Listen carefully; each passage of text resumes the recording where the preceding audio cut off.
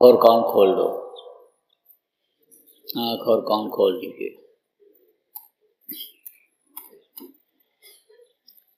जय गुरुदेव, जय गुरुदेव, जय गुरुदेव, जय गुरुदेव नाम किसका, जय गुरुदेव नाम किसका, प्रभु का पावन नाम, प्रभु का पावन नाम, जय गुरुदेव।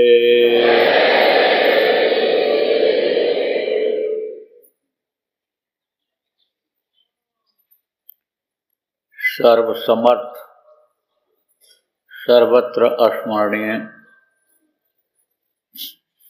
परम पूज्य गुरु जी महाराज, उपस्थित सभी साधक, सत्संगी, कार्यकर्ता, बच्चे एवं बच्चियों,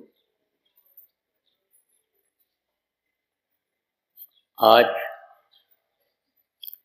14 मई 2023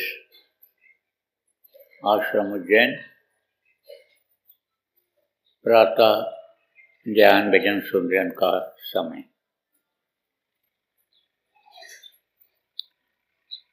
आप लोग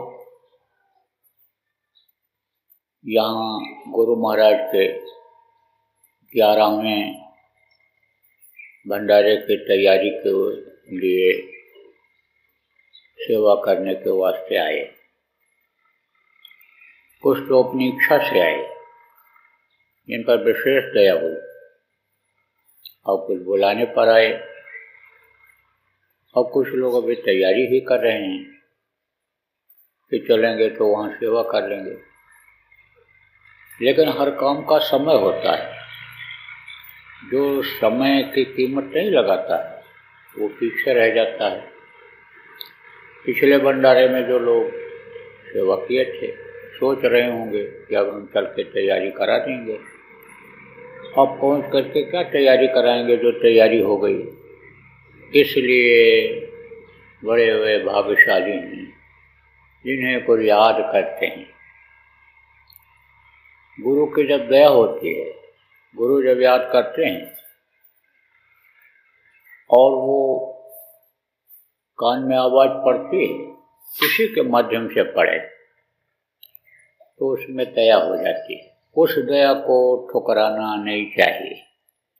दया जो होती है हमेशा नहीं होती, कभी कभी होती है।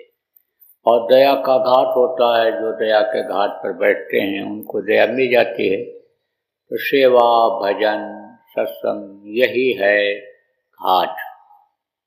इस घाट को छोड़ना नहीं चाहिए। तो आप बहुत से लोग आए, कुछ लोग इस हिसाब से आ जाए हो, कल आए थे कि चल करके भाई कुछ सेवा भी कर लेंगे, सत्संग भी सुन लेंगे। तो किस कार्यक्रम में आए हो आप? गुरु महाराज के भंडारे के, वार्षिक भंडारे के कार्यक्रम। गुरु महाराज संत थे, पूरे संत थे। गुरु के दया ही आपको लाई, और गुरु के दया का आप बहुत से लोगों ने जो गुरु महाराज के शिष्य हो अनुभव भी किए हो। जब भी गुरु महाराज को आप याद किए हो, गुरु महाराज किसी न किसी रूप में आपका मदद किए ही हैं। और ऐसे समय पर गुरु महाराज ने मदद किया कि जब आप जीवन में निराश हो गए होंगे, ऐसे भी लोग आप इसमें हो, नए लोग आए हो, आप लोगों से जब चर्चा करोगे तो लोग बताएंगे कि किस तरह से गुरु की दया मिलती है। ऐसे कार्यक्रमों में जाने पर इन सारी बातों से यानी जानकारी होने से इन सारी बातों को समझने से आगे भाव भक्ति में मदद मिलती है। इसलिए बराबर समझना पूछना चाहिए। देखो, जैसे मान लो धूप बहुत तेज है और हम छाया में बैठे हैं और हम ये सोच रहे हैं धूप तेज है, छाया होगी तब हम भी सेवा कर लेंगे। सेवा करनी चाहिए क्योंकि ये सेवा कर रहे हैं। देख करके आदमी की इच्छा होती है हर काम करने की, चाहे अच्छा काम हो चाहे बुरा काम हो, इच्छा तो हो रही है, लेकिन धूप की वजह से नहीं निकल रहे हैं। अब उसको धूप को नहीं महसूस हो रहा है। जो सेवा कर रहा है, जो मेहनत कर रहा है, पसीना बहा रहा है, भूखा रह करके काम पूरा करने में लगा हुआ है, उसको यह थकावट को नहीं महसूस हो रही। इसको सोचने की जरूरत होती है, उससे पूछने की जरूरत होती है कि भाई तुम क्यों इस तरह से बिल्कुल भूत की तरह से लगे हुए हो, जैसे भूत जलन लग जाता है उसको छोड़ता ही नहीं जल्दी, ऐसे काम में तुम लगे हुए हो, तो इस काम को छोड़ क्यों नहीं रहे हो? तुमको याद क्यों नहीं आ रहा है कि हमको नींद लेना है, हमको भोजन करना है? तो प्रेमियों, गुरु महाराज संत थे, पूरे संत थे। तो कहा गया है ना कि हद में रहे सो मानवा और बेहद रहे सो साध और हद बेहद दो तजे ताकर मता आगाध। हद में जो रहता है, हद किसको कहते हैं? सीमा जिसको कहते हो, बॉर्डर, उसके अंदर जो रहता है वो मनुष्य होता है। अब कौन सा बॉर्डर?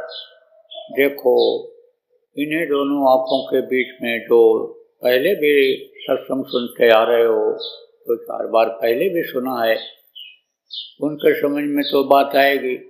जो नए लोग आए हो, आप अभी तो सुनते रहो, जब और नए लोग आ जाएंगे तब आपको सरल भाषा में सारी बात समझाई जाएगी। लेकिन जो पढ़े लिखे समझदार लोग हो, आप समझने की कोशिश करोगे तो इसमें भी समझ की बात आपको मिल जाएगी। तो देखो, ये अन्य बॉर्डर है। किसका बॉर्डर है? अंड और पिंडलोक का। ये पिंडलोक है। पिंड में ही ये शरीर, यानी पहले पिंड ही तैयार होता है माँ के पेट में। जन्मस्थ परिणामी क्षीण ये शक्तियाँ इसको तैयार करती हैं। किसके सहयोग से? जल, पृथ्वी, अग्नि, वायु और आकाश के सहयोग से तैयार होती हैं। तो ये पिंडलोक कहलाता है। तो इसकी सीमा है। जैसे भारत के देखो उत्तर में इधर नेपाल है, तो नेपाल की सीमा है। आप ये समझो हर देश की सीमा होती है। दक्षिण में देखो श्रीलंका की एक सीमा है, पूरब में देखो उधर बांग्लादेश है, एक सीमा है। ऐसे ही इसकी एक सीमा है, बॉर्डर है। तो इसके अंदर जब तक जीवात्मा रहती है तब तक उसको मनुष्य कहा जाता है। उसके अंदर मनुष्य के गुण होते हैं। मनुष्य का काम क्या होता है?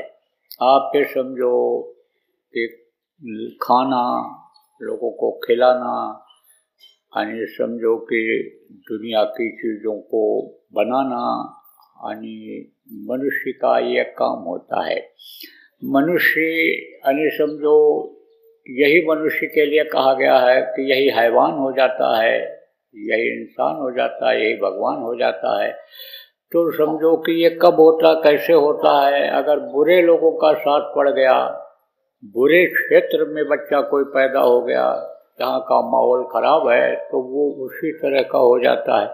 उसके अंदर हैवानियत आ जाती है। जहाँ इंसान लोग रहते हैं, इंसान किसको कहते हैं कि जो दूसरे का छीन कर नहीं खाता है, रहता है अपने पास तो दूसरे को खिला देता है, नहीं रहता है तो दूसरे का छीन कर नहीं खाता है, खुद भूखा रह जाता, लेकिन चोरी चकारी नहीं करता है, झूठ नहीं बोलता, बेईमानी नहीं करता, और सत्यवादी होता है। अपने अपने तरीके से भगवान को थोड़ी देर याद 24 घंटे में जरूर करता है, उसको कहते हैं ये इंसान है।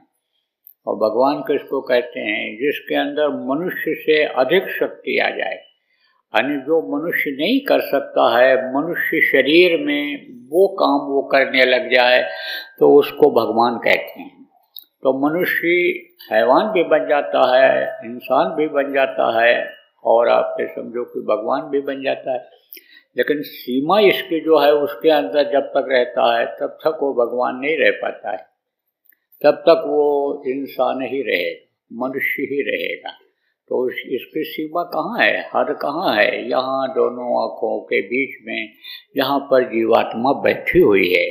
लेकिन जो ऊपर के लोग हैं वो अर्ध लोग जो कहलाते हैं, यानी वो ऊपर के लोग यानी समझो कि बेहद है, हद से बाहर है। तो जो उधर अभ्यास करता है जीवात्मा को निकाल ले जाता है, जैसे ऋषि मुनि भी होते हैं, योगी योगेश्वर भी होते हैं, ये भी हद को छोड़ देते हैं। तो इनको कहा जाता है जो बेहद रहे सो साध, जो साध लेता है। किसको साधता है? शरीर को साधता है, अपने मन को साधता है। देखो अभी आप लोग बैठे, आपको सुमिरन कराया गया, ध्यान कराया गया, आपको भजन कराया गया, आप लोग बैठे, तो किसको साधा आपने? शरीर को साधा। शरीर को उठने नहीं दिया, जितनी देर बताया गया उतनी देर आप बैठे, शरीर को आपने साध लिया। अब आप हद में रहे, लेकिन अगर मन को साध लें, मन को साध लेते, मन इधर उधर आपका न भगता, तो आप बेहद में चले जाते, ऊपर चले जाते। यही शरीर भूल जाता, यही दुनिया भूल जाती, और ये मन जब साथ दे देता, मन इधर से हट जाता, तो ये आत्मा बेहद में चली जाती, अंडलोक में चली जाती, जहाँ पर देवी देवताओं का स्थान है, उनके लोक का पसारा है, उधर आप चले जाते। आप समझो उससे भी आगे बढ़ जाते। आप समझो ऋषि मुनि योगी योगेश्वर इनका दर्जा होता है, आपको बताया गया है। नहीं तो अभी आप जब लगातार सत्संग सुनते रहोगे तो आपके समझ में आ जाएगा, तो इनका दर्जा होता है। उधर उधर भी चले जाते आप, और उससे परे अगर निकल जाते, ये चार शरीर में जीवात्मा बंद है, चारों शरीर को अगर आप छोड़ देते तो आपकी आत्मा ये अगाध में चली जाती। अगाध किसको कहते हैं? आपके समझो जहाँ की कोई सीमा नहीं है, जहाँ कोई बॉर्डर नहीं है, जहाँ कोई हद नहीं है, जहाँ बेहद है। आपके समझो जहाँ कोई यानी उसके पसारा का और उसके मालिक का, वहाँ के रूहों का, जीवात्माओं का वर्णन ही नहीं कोई कर पाया। संतों ने वर्णन कहा, किस शब्द में वर्णन करूं? आप समझो कि शब्द ही नहीं है यहाँ है। जैसे कोई बेश कीमती चीज मिल जाए कि जिसकी कीमत यहाँ नहीं है, कोई ऐसा हीरा जैसे आप समझो पत्थर मिल जाए कि जिसकी कोई कीमत यहाँ नहीं है, तो उसका क्या वर्णन किया जाए? उसको कहते हैं बेश कीमती है, बेशुमार जिसको कहते हैं कि गिनती नहीं हो सकती। जैसे किसी से कहो कि आसमान में कितने तारे हैं, तो कोई गिनकर बता सकता है? कहो कि आपके सिर में कितने बाल हैं, तो कोई गिनकर बता सकता है? नहीं बता सकता। ऐसे ही समझ लो कि वह उधर तो बेहद है, यानी समझो हद और बेहद, हद और बेहद है। बेहद का भी करना है, सीमा है, इनका समय है, वहाँ रहने वालों का समय है, तो वहाँ रहते हैं, जीवात्माएं रहती हैं, उनको नीचे उतरना पड़ता है जब समय पूरा होता है। इनका समय जब पूरा होता है तो ये युग बदलता है, सतयुग त्रेता द्वापर ये युग हैं, ये बदलते हैं, इनकी सीमा होती है। बेहद है तो हद से बाहर तो है, बेहद तो है, लेकिन उससे ऊपर जो है वो हद बेहद दोनों तजे, से मत अगाध, उसका मत अगाध है। यानी समझो कुछ कहा नहीं जा सकता कि इसमें कितना समाया हुआ है, ये कितना पावरफुल है, ये कितना लाभ दे देगा, ये क्या करा देगा, क्या फायदा उठवा देगा, कुछ कहा ही नहीं जा सकता है। तो आप इस बात को समझो प्रेमियों कि गुरु महाराज संत थे, जिनके भंडारे में आप यहाँ पर आए हुए हो। तो संत कोई यानी समझो अलग से जाति नहीं होती है, संत का कोई अलग से जैसे यह धर्म आपने बना लिया, हिंदू मुसलमान सिख ईसाई, ये जो धर्म होता है उनका कोई धर्म नहीं होता है। कहा ना कि उनकी कोई जाति नहीं होती, उनका कोई धर्म नहीं होता है, और वो समझो सबसे परे होते हैं। इन धर्म कर्म पुण्य पाप और ये सब वहाँ कुछ है ही नहीं, वो सबसे परे होते हैं। और शरीर में भी जब आते हैं तो इसमें नहीं उलझते हैं, इसमें नहीं उलझते। सिखाते तो हैं मानव धर्म को, तो सत्य अहिंसा परोपकार और सेवा है, पहला पाठ है, इसको पढ़ाते तो हैं, लेकिन इसमें फंसते नहीं। तभी तो कहा ना ही दया होती है। इस तरह से दुनिया की चीजें भी आसान हो जाती हैं।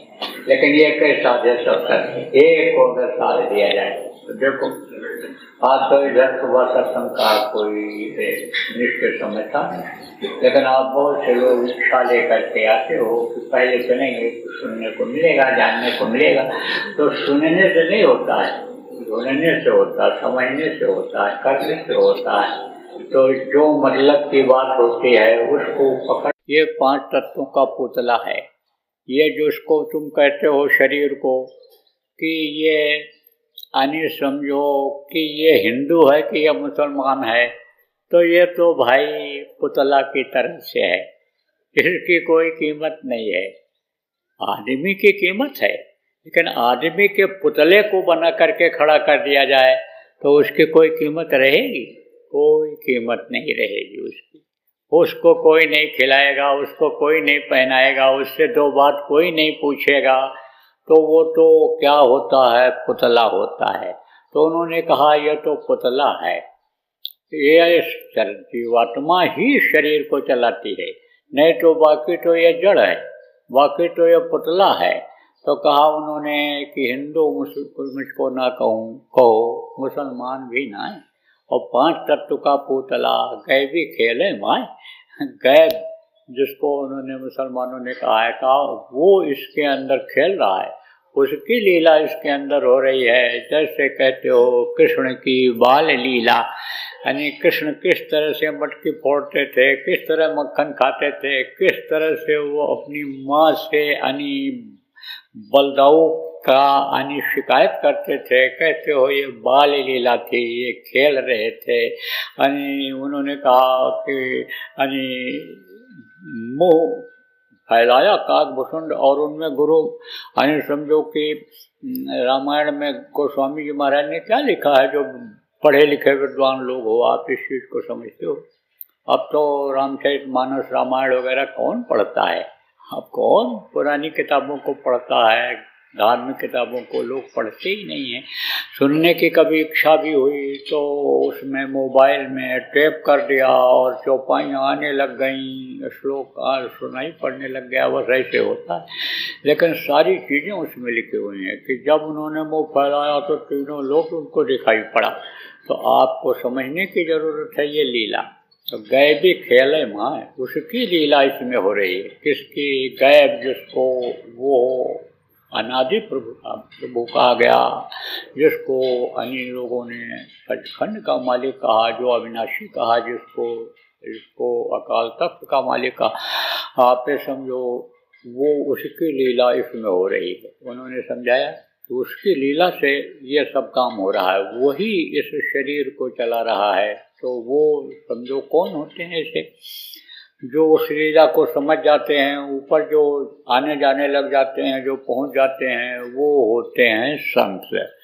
गुरु महाराज पूरे संत थे, लेकिन थे मनुष्य शरीर में, इस मृत्युलोक में थे, मृत्युलोक में आए थे, काम करने के लिए आए थे और अद्भुत काम करके चले गए। अद्भुत काम, अपने समय के अद्भुत महात्मा थे। अपने समय में गुरु महाराज ने अद्भुत काम किया, ऐसा काम किया कि जिसको इतिहास याद करेगा, तवारीख जिसकी रहेगी, तवारीख जिसको नहीं भूल सकेगा। गुरु महाराज ने प्रेमियों ऐसा काम किया। किसमें थे? मनुष्य शरीर में ही थे, हमारे आप जैसे ही शरीर में थे। अब देखो गुरु महाराज ने जो काम किया, गुरु महाराज ने जो आपको दया दिया, गुरु महाराज ने जो आपको मूल मंत्र दिया, जो गुरु महाराज ने नाम आपको दिया, आप ये समझो वो शरीर भी हमारे आप जैसा ही गुरु महाराज का था, लेकिन उन्होंने अपना काम किया और हम आप अपना काम किसको समझते हैं? दुनिया की चीज़ों को इकट्ठा करने में, दुनिया बनाने में अपना मान सम्मान प्रतिष्ठा समझते हैं। तो अब आप सोचो, एक साथ जो हो न बुवालू, और हाँ सब ठट्ठा फुलाई डालो, गाल भी फुला लो और ठट्ठा के भी हंसो, तो दोनों काम एक साथ कैसे हो सकता है? लेकिन जरूरत पड़ता है तो सब मुँह भी फुला लेते हैं, मुँह फुलाए रहते हैं और ठट्ठा के भी हंस देते हैं। दोनों एक साथ तो नहीं हो सकता, लेकिन आवश्यकता पड़ने पर ऐसा कर लिया जाता है, जरूरत पड़ने पर हो जाता है। अब कोई नाराज हो गया तो गुस्से में है, ठीक से नहीं देख रहा है, मुँह सिकुड़ा हुआ है, और वही अगर तनिक देर में खुश हो जाए तो हंस पड़ता है। वही मुरझाता हुआ चेहरा खुश होकर के खिल जाता है। ऐसा होता है। ऐसे ही समझ लो आप कि इस वक्त पर, इस मलिन युग में, कलयुग में दोनों काम हो सकता है। इसको भी अपना समझें, किसको अपना समझें कि शरीर को चलाने के लिए काम की ज़रूरत होती है, कमाई की, मेहनत की ज़रूरत होती है, इसको रोटी की आवश्यकता है, इसको गर्मी ठंडी से बचाने के लिए कपड़े और मकान की ज़रूरत है, इसलिए ये भी काम करें, इसको भी न छोड़ें, इसको भी अपना समझें।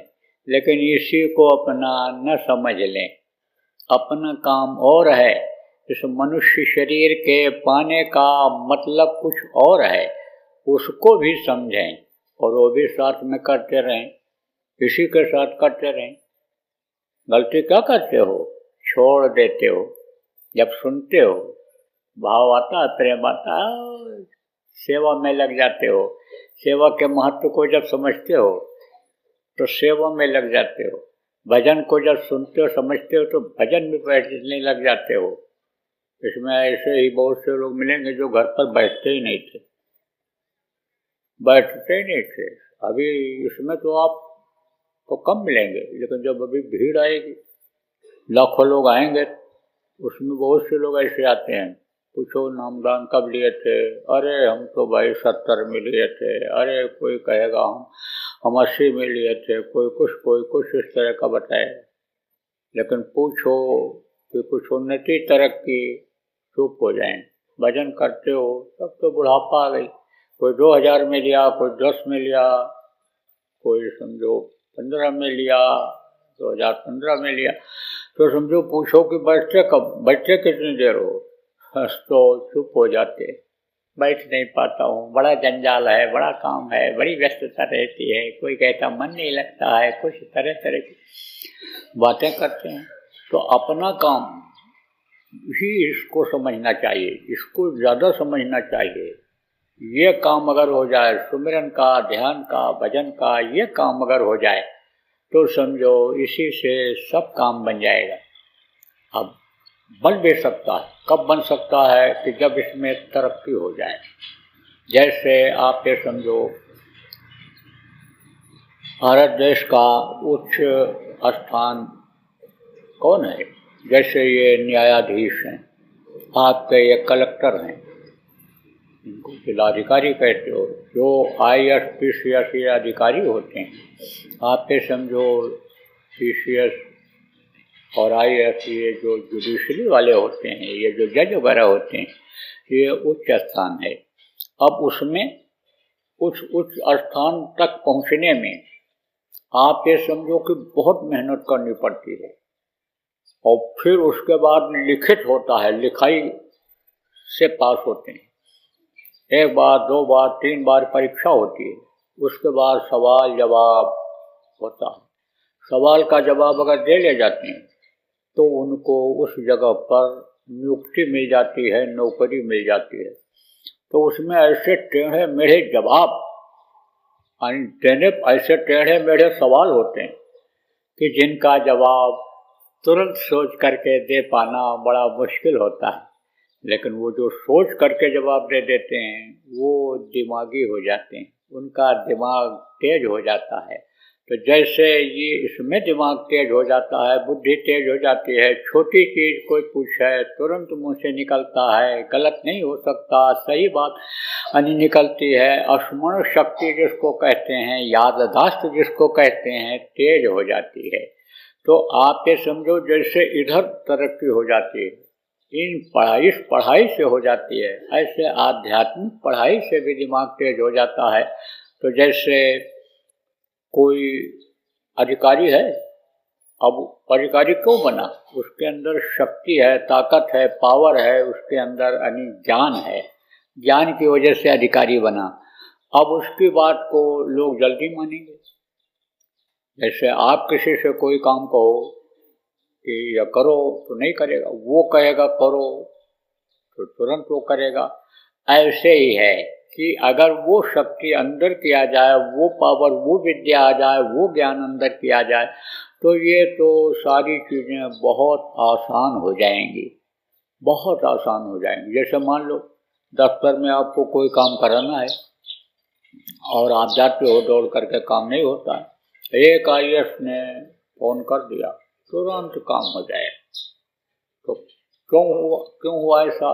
उसके अंदर ज्ञान है, बुद्धि है, पावर है, उसने मेहनत किया है, पढ़ाई किया है, तब ऐसा हुआ है। इसी तरह से आप अगर थोड़ा भी मेहनत उधर कर ले जाओगे और उधर का ज्ञान आ जाएगा, वो परा विद्या आपको आ जाएगी, उस तरफ की तरक्की हो जाएगी, तो ये सब आसान हो जाएगा। 10 दफ्तरों में दौड़ के जाओ आप, उदाहरण के तौर पे समझो कि 10 दफ्तरों में दौड़ करके जाओ आप, और समझो कि काम ना हो, दिन भर दौड़ो और एक IAS तुरंत फोन किया, एक दफ्तर, 2 दफ्तर, 3 दफ्तर, जिसका देख लेना, तुरंत काम हो जाएगा। ऐसे ही समझो कि जो इच्छा की नहीं मनमाही, और हर प्रताप कह दुर्लभ नहीं।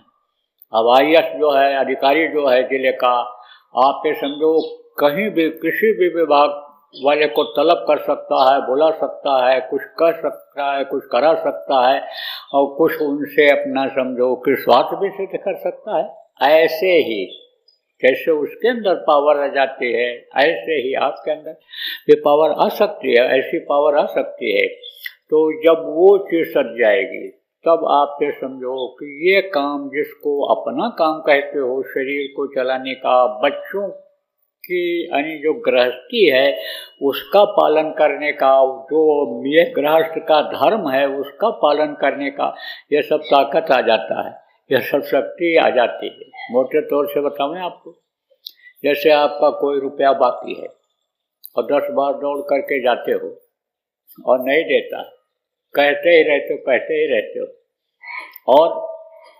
अचानक मिल गया आपको, और वो खुद कहता है कि भाई ये अपना रुपया ले लो, आपका रुपया मेरे पास था, ये आप ले लो, तब उसको क्या कहेंगे?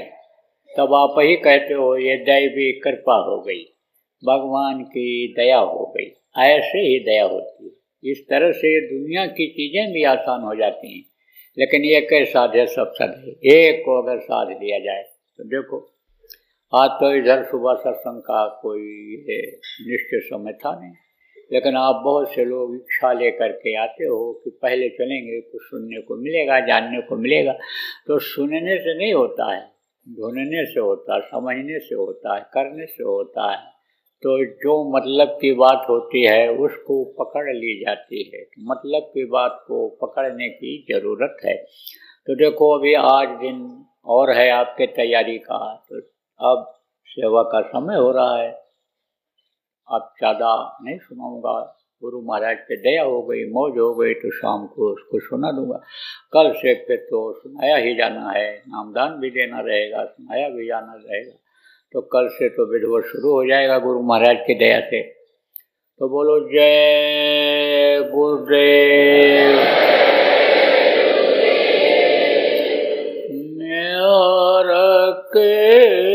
नजर करो मेरी ओर,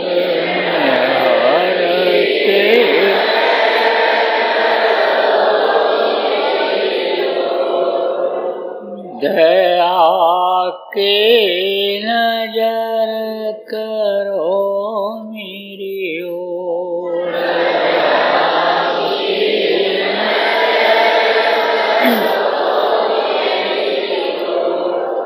निश दिन तुम्हें निहारूं सतगुरु, निश दिन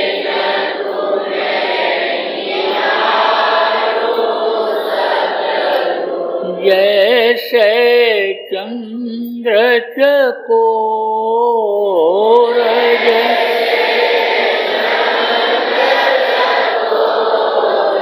दया की नजर करो मेरी ओर,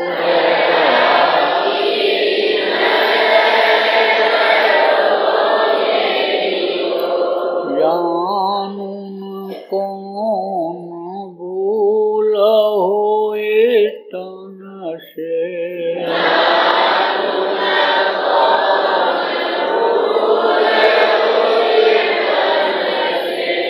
लियो हमसे मुख मोड़,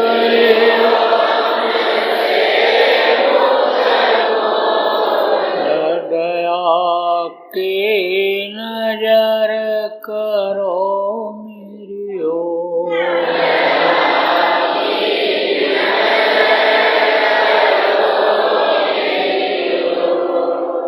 बालक जानी चूक बिसराओ,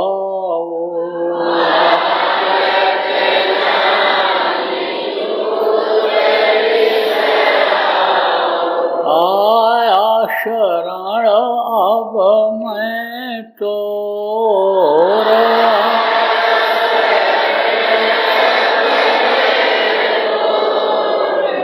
दया की नजर करो मेरी ओर,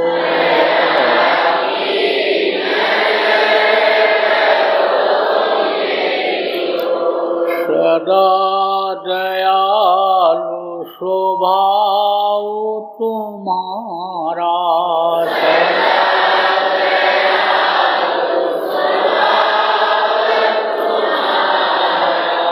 मेरी बेरिया कस भयो कठोर,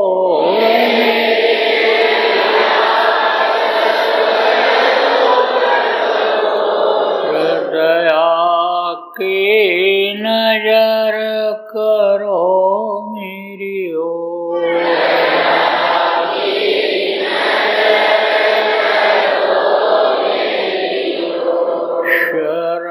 शरणागत की लाज न राखो,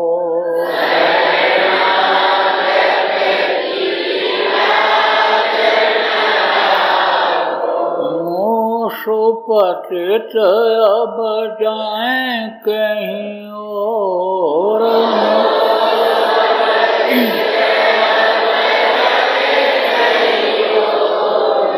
दया की नजर करो मेरी ओर,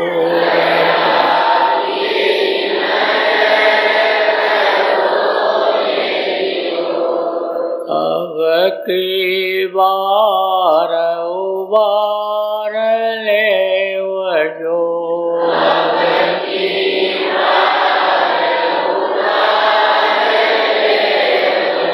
फिर नजर बपग यही मगोर,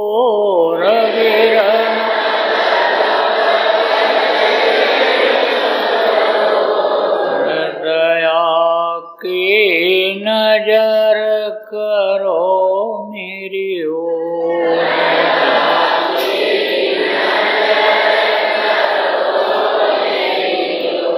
मेहर की नजर करो